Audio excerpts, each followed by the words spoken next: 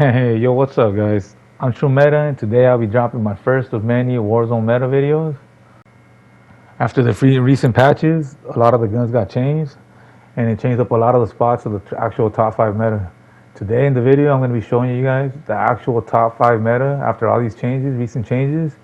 I'm going to show you the patch notes. I'm going to show you the numbers from True Game Data and Sim. Show you why, these guns are in my rankings at top 5. I'm even going to drop an honorable mention of the KGM40 today. Here we're looking at some of the changes that were happening during all these patches.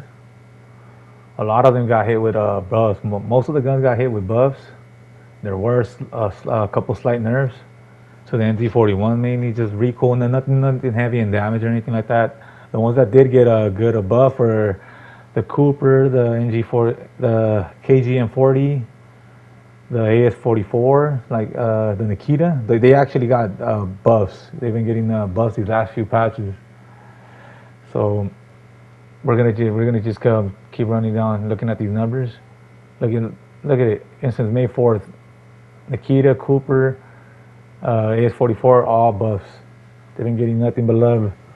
The AS44 has been under the radar. That's why today you're gonna see where it's at and why it's there. KGM40, I think. So with that said, let's just start jumping into the builds. Alright guys, so this is the honorable mention of the KGM40. The M13 took it out. I mean, I ran the numbers. They're slightly better, I think, in the chest shot, but the head shot, the M13 was way better. So this is just honorable number 6 spot, honorable mention, the KGM40. So we're gonna start off with the MX silencer on the muzzle. Best muzzle. We're gonna go to barrel with 720, the Rise Door 720 for the barrel. Best recoil control out of all the barrels for the gun. It's my personal favorite. I ran the numbers on even a Vanguard. Like I said, not always the same, but same values most of the time. Hey, it applies.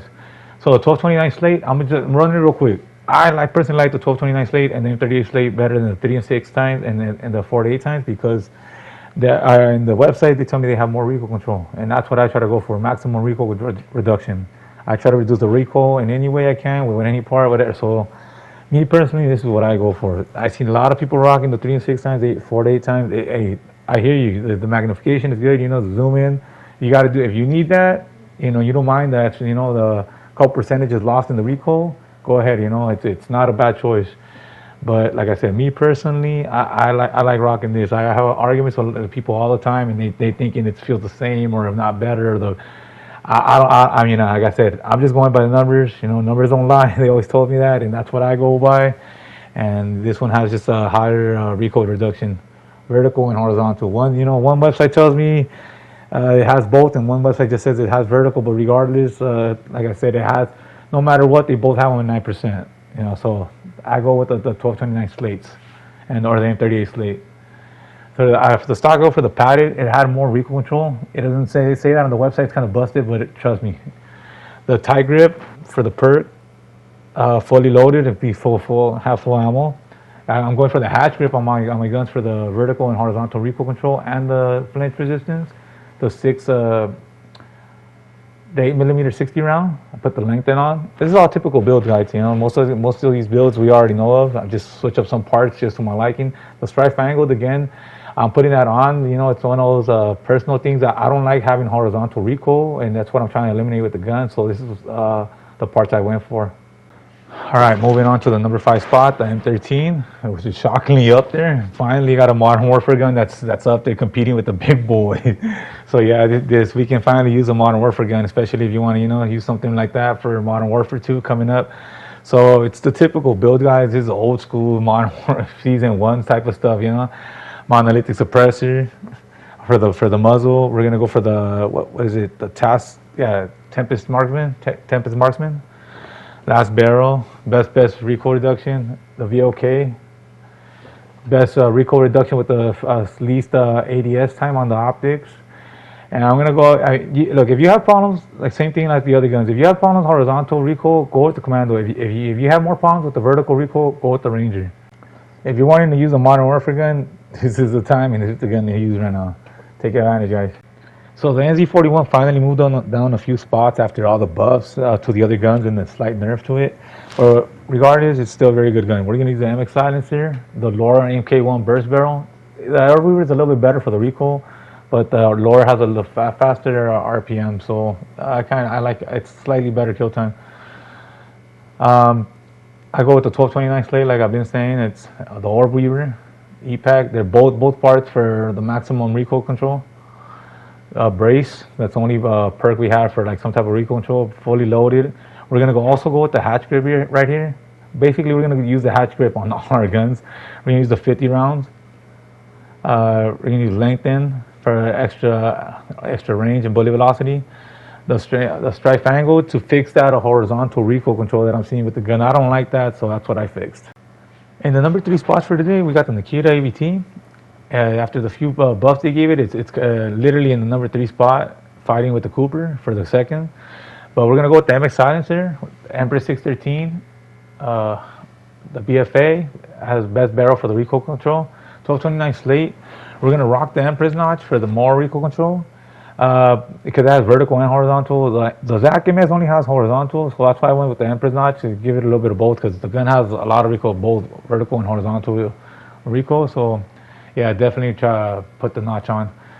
I went brace since I wanted to go brace, but I'm actually going to go perfectionist because, like I said, the gun has a lot of recoil, fully loaded. We'll add the hatch grip to fix that flinch from the perfectionist and the recoil that it comes with.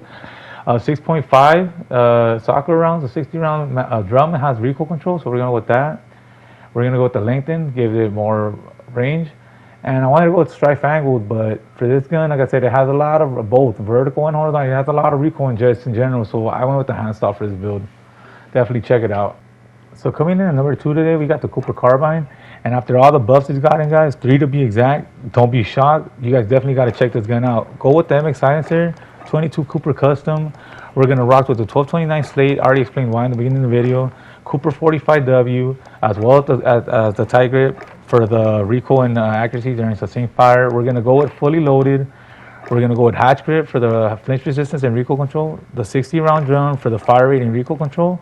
I wanted to add lengthen, but we're going to go with the compressed rounds because the Cooper is the only AR that I've seen that has a special ammunition type. So it raises the fire rate and it lowers the TTK on the gun. So definitely throw on the compressed rounds. It's gonna add some visual horizontal recoil to the gun, but what you can do to the gun for that is add the strife angled, and you should be good. It's a really, really good gun, sleeper of a build. Definitely check this gun out right now. So wrapping it up with the actual number 1 meta gun, we got the AS44. If you've seen the patch notes in the beginning of the video, you should see it gotten nothing but love in the last 3 patches. So we're gonna go with the MX silencer, Kolevskaya 615 barrel.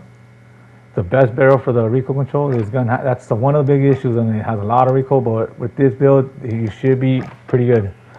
And the 1229 slate, the Zach 12A for the horizontal recoil control. We want to fix a lot of horizontal recoil control in this gun because that's one of the main problems. We're going to go sleight of hand, faster reload, fully loaded. We got to go sleight of hand. We got nothing for the recoil control. We're going to go with the hatch grip, the 7.62 Gorenko 50 round mag, fire rate and recoil control. We're going to add lengthen to this gun because we have no other option. And we're going to go with the strife angled. Guys, this build from short to medium range, everybody that knows, if you know, you know. This is a monster. Even medium to long range with this build, and in between, you will get them. This gun, it's definitely worth checking out. It's been up there for a good minute. It hasn't gotten knocked. The Nenzi 41 never beat it. It's been up there. Definitely check this gun out. You'll see and you'll know why. So I'm just going to wrap it up by showing you guys the charts and the TTK times. I'm not just making these builds up because, I like them or just because I want them to be there. These are the actual top 5 TTK time, guns right now. If you think you know of a gun that I don't know of, or, I might have missed one, please drop a comment at the bottom of the section. I will be dropping another video this week about the top 5 SMG metas. Please like and subscribe, and I'll see you guys until next time, man. Appreciate it.